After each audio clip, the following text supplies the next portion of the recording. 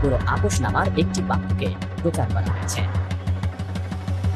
চলুন দেখায় কি আছে সেই আপোষনামায়। প্রথম পাতাতেই স্পষ্ট উল্লেখ আছে মোহাম্মদ আলী বিভিন্ন সময়ে আকুবপুরের বাসিন্দাদের বিরুদ্ধে কাগজ জালিয়াতি করে যে হয়রানিমূলক মামলা করেছেন তা প্রত্যাহার করবেন।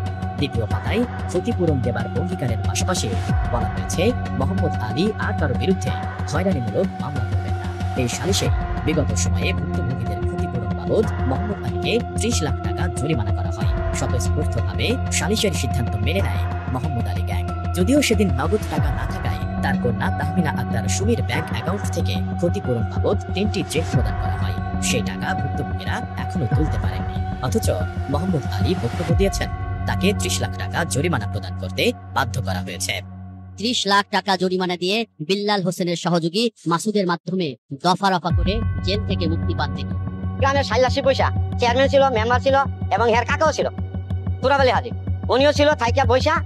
ওনারা সিদ্ধান্ত করছে 30 লক্ষ টাকা যাদের ক্ষতিপূরণ মানে যাদের ক্ষতি করছে তাদের ক্ষতিপূরণ দেওয়ার জন্য। জরিমানা যেটা করছে সেটা হলো আপনার চেকের মাধ্যমে। চেক কিন্তু এখনো কিন্তু তৃতীয় পক্ষ তার কাছে রয়ে গেছে। সে কিন্তু একটা বাংলাদেশের একটা সাক্ষাৎকার দিচ্ছে যে চেক দিলাম টাকাগুলো উড়াই নিতে, এবং বিল্লাল স্যারের নাম বলছি।